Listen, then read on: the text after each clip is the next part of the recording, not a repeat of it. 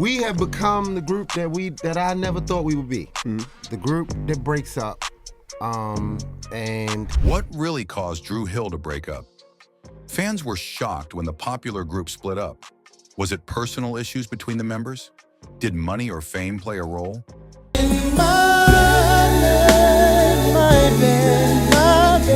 How did this split affect their music and careers? Fans loved their hits, so why did it all fall apart? Let's look at the dark secrets behind Dru Hill's breakup that no one saw coming.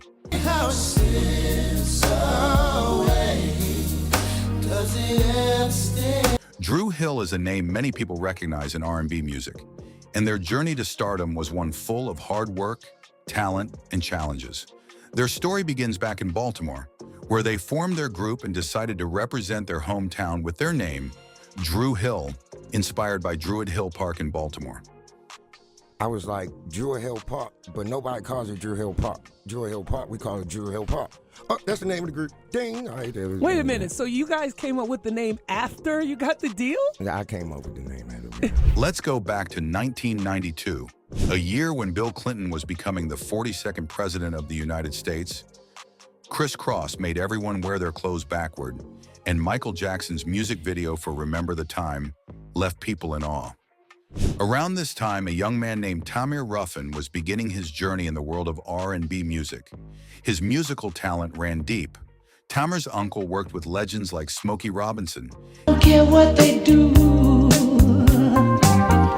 I don't care. And his grandmother could play any song on the piano. Growing up in a tough neighborhood in Baltimore, Tamir's talent kept him away from trouble. He was even paid by local hustlers to sing love songs to their girlfriends. Tamir loved music, but he also wanted to be a businessman. As a high school freshman, he dressed in suits and carried a briefcase, as if he was already running the music business. At first, Tamir wasn't interested in joining a group. He wanted to go solo. But when he met Mark Sisqo Andrews and James Woody Green through his best friend, he saw the potential for something great. They formed a group called 14K Harmony. And even though they started out singing gospel music, they eventually switched to R&B. There was one problem, though. Woody's mother, who raised him in a strict Baptist family, didn't approve of him singing anything other than gospel. When she found out the group was singing R&B, she pulled him out of the group. Despite this, Woody still snuck into practices, though he couldn't perform in public.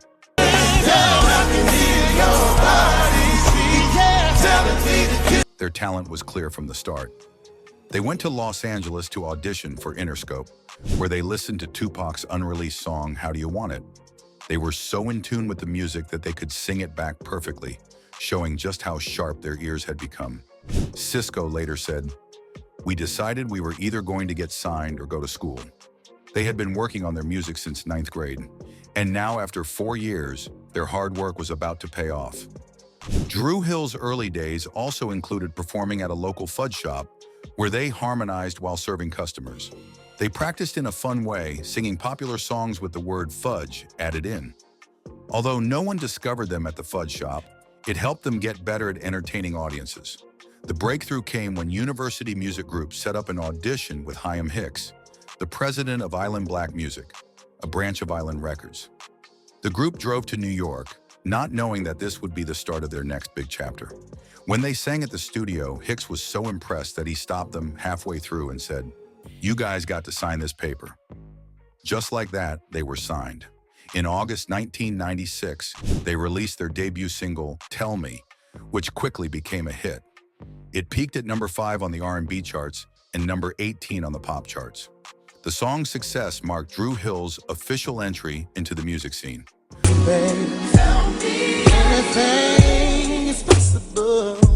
While all the group members had talent, Sisqo stood out with his charisma. He was often the face of Dru Hill, especially with his blonde hair, which made him different from the others. The record label wanted him to change it back to black, but Sisqo refused, saying he didn't want anyone to take his place. Their next song, In My Bed, became another hit, even though the group didn't initially want to sing it. Sisqo didn't like the song's subject matter about cheating, but it went on to top the R&B charts. Sisqo also helped with the remix, but he never received credit for it.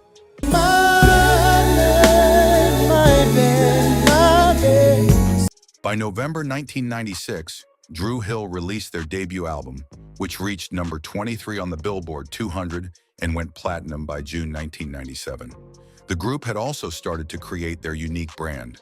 Just like how the Rolling Stones had their tongue logo and Michael Jackson had his glove, Dru Hill became known for the dragon symbol, inspired by a photo shoot in Chinatown. The group's third single, Never Make a Promise, was another hit, reaching number 1 on the R&B charts. Dru Hill's success was undeniable, and by 1997, they were at the top of their game.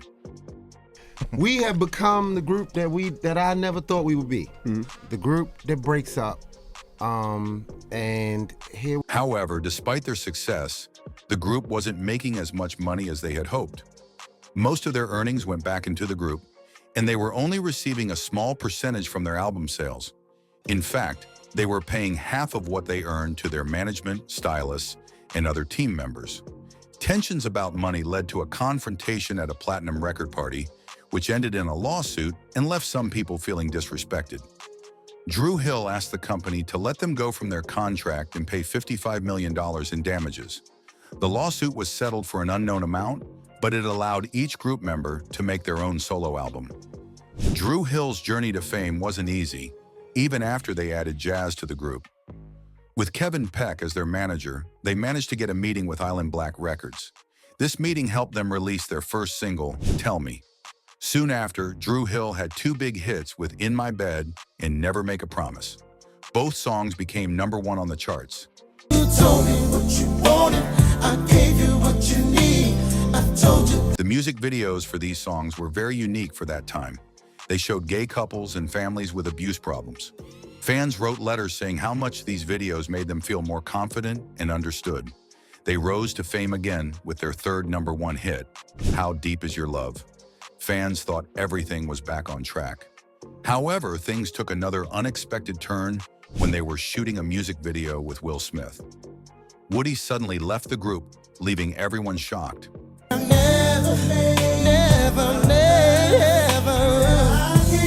Dru took legal action against Sony ATV and EMI over money they believed they were wrongly owed. Sisqo, Woody, and Jazz, the 3 main members of the group, claimed that their royalties, money made from their music, were being wrongly paid to other companies. Sisqo said that $600,000 of his royalties went to a company called 27 Red Music, which was part of EMI. Woody and Jazz also said that some of their money, around $30,000, was paid to 27 Red Music instead of them. The problem started with a deal Dru Hill had made back in 2002 with a company called Art of War Music Publishing, which later signed an exclusive deal with EMI. In 2012, Sony ATV bought EMI, and that's when the trouble began.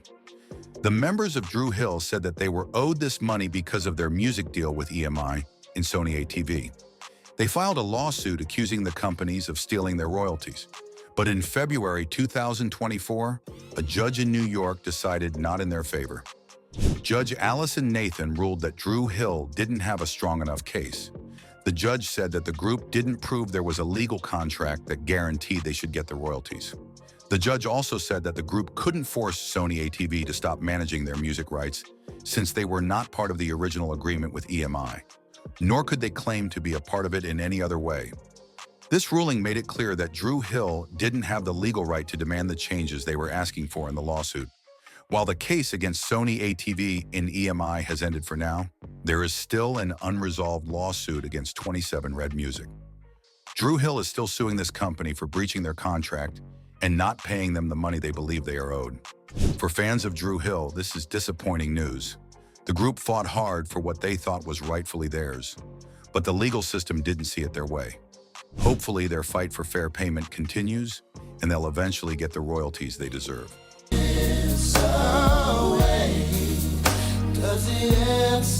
In the early 2000s, the group began feeling frustrated. They thought their label was focused too much on promoting another group, 112, and that Dru Hill's new album wasn't getting the attention it deserved. Things got even worse when, on March 20th, 2003, Kevin Peck, their manager, sued the group for $30 million. The lawsuit said Dru Hill owed him money going back to 1997, and that he was entitled to a part of their income as long as they had a contract with the label. Just when things seemed to be falling apart, Sisqo, one of the main members of Dru Hill, got into serious trouble. In 2003, he was arrested for allegedly firing shots at his neighbor's car. He claimed he was only defending himself because he was getting threats. Even though the assault charges were dropped, Sisqo was put on probation for resisting arrest and reckless endangerment. But things didn't stop there for the group. Around the same time, Nokio, another member, became a father with Angie Martinez, a famous radio DJ. They kept their relationship private and didn't speak much about it. By 2004, things were looking even worse for Dru Hill. They had problems with their label boss, L.A. Reid, and couldn't record any new music after their album, Dru World Order. Because of this, Dru Hill was dropped from their label, Def Soul. She had dumps like a truck, thighs like what, baby move. Sisqo's solo career also hit a bump. After his second solo album didn't do well, he turned to other projects, like movies and a reality show. Sisqo said he didn't want to follow the label's rules and work with big-name producers. Instead, he worked with people from his hometown, which made the label think he was hard to work with. In 2008, things got even more dramatic. Woody, another member of Dru Hill, announced on the radio that he was leaving the group, but later he revealed that it was all a joke. Even though the radio stunt wasn't real, Woody did eventually leave the group for good. The remaining members of Dru Hill held a contest in Baltimore to find a new member, and Tao joined the group. Their fourth album, Independent Day, came out with Tao as part of the team. In 2020, things changed again. Nokio left the group, saying he wanted to spend more time with his family. He also had some issues with their manager, Kevin Peck, who had returned after the lawsuit was settled. The group went on with Sisqo, Smoke, and Digital Black, making appearances together. Through all these changes, Dru Hill kept going and still had a loyal fan base. We have become the group that I never thought we would be. The group that breaks up. And here we are. They had a tough time staying together. At first, they tried to keep performing as a trio, but it didn't work out. While this was happening, Sisqo was working on his solo album. This album ended up being a big hit, selling over 5 million copies and having several popular songs. Meanwhile, Nokio was busy producing music for other big stars. Even though Sisqo and Nokio were focusing on solo projects, Woody decided to come back to the group. But the record label didn't let Woody or Jazz release their own albums like they promised. This led to Jazz leaving the group. To fill his spot, the group added a new member, Ruscola. But Jazz was still worried about his image, so he returned for Dru Hill's third album, which now included the new fifth member. Sadly, things didn't get better for Dru Hill. The record label dropped them, and many of the members went through tough times. Fans thought this might be the end for the group, but in 2008, they got back together. Unfortunately, things didn't last long, and Woody and Jazz left again. This time, Sisqo and Nokio brought in two members from another R&B group called Playa. Dru Hill released a new album with the new members. Let me see that thong. Okay, let's rewind a little bit. So when they were at the top, Sisqo made the big decision to leave Dru Hill and go solo. Why did he do it? Sisqo was starting to feel the need to do something different. He was not only a singer, but also a writer and producer. He helped create songs for other artists, like Maya's It's All About Me and Moving On, both of which were successful on the charts. Sisqo also worked on the song for the movie Wild Wild West, which was supposed to feature the whole group, Dru Hill. But during recording, the focus shifted to Sisqo. Woody, the member who was most upset about this, felt that the group was becoming more about Sisqo than the band as a whole. Sisqo noticed that after Woody's departure, the group's popularity started to fade. Fewer people were showing up to see Dru Hill perform. Sisqo knew that things were changing, and he felt that it was time for him to make his own move. He told the group that he wanted to do a solo album, and the record label agreed to support him. Dru Hill took a break, and Sisqo started working on his solo music. In November 1999, Sisqo released his first single from his solo album, Unleash the Dragon. The song Got to Get It did okay on the charts, but his next song would change everything.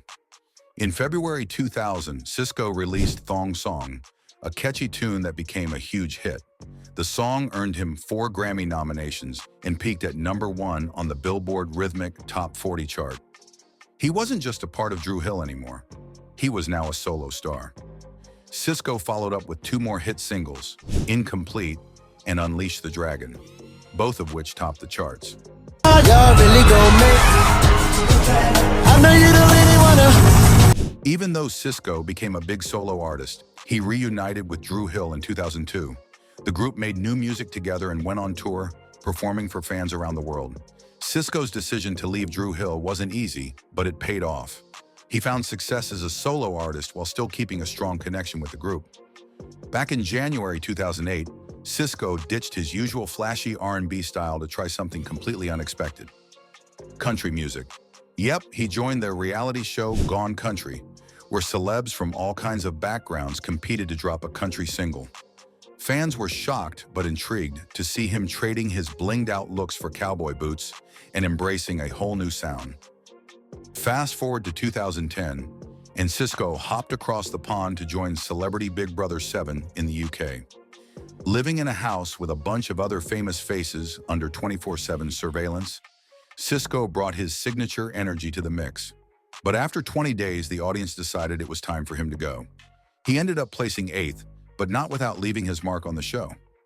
That same year, the group also popped up on Keith Sweat's Platinum House, a reality show on Centric. It followed the guys as they worked through personal drama and professional hurdles to get their groove back. Fans got to see the raw, unfiltered side of Dru Hill, struggles, breakthroughs and all, as they hustled to reclaim their spot in the R&B world. Sisqo kept the momentum going through the 2010s, hitting the road for tours with Dru Hill and doing his thing as a solo artist. Then in 2015, he dropped his 3rd solo album, Last Dragon, on February 10th. Before the album hit, he teased fans with 2 singles, A-List That's rich, cause I'm A-list in this bitch. Said I'm A-list in this bitch. and LIPs. Like magic. You light me up, set me on fire. The second one even cracked the US adult R&B charts, landing at number 23. It was a big deal, his first US charting single since 2001's Can I Live. Talk about a comeback. Sisqo proved he's got range in the 2000s and 10s and beyond, constantly switching things up with collabs and new creative projects. In 2016, he teamed up with country legend Marie Osmond for a totally unexpected duet on her track Give Me a Good Song. Adding his rap flair to the mix, Sisqo gave the song a whole new spin. It was part of Osmond's album Music is Medicine, which dropped on April 15th, 2016. Talk about branching out. Then in 2017, Sisqo threw it back with a modern twist when he joined forces with Norwegian trio JCY to remake his iconic Thong Song. The new version kept the playful energy but brought in a slick electronic sound that spoke to a new generation while giving old fans a fresh spin. By 2018, Sisqo took a totally different turn and co-authored a holiday kids book, Sisqo's Perfect Christmas, with his creative partner, Tielesha Brown. It was a more family-friendly side of him, showing off his storytelling chops and connecting with younger audiences in a whole new way. Sisqo kept the TV appearances coming too. In 2022, he repped Maryland on NBC's American Song Contest, which kicked off on March 21st. His time on the show showed he's still got it when it comes to delivering the goods, all while staying true to his roots. Then in 2024, Sisqo hit the Masked Singer stage in season 11, hiding behind the lizard mask. Fans lost it when they saw him, even though he was eliminated on Shower Anthems night. He still gave us a classic encore performance of Thong Song and reminded everyone why we'll never forget this guy.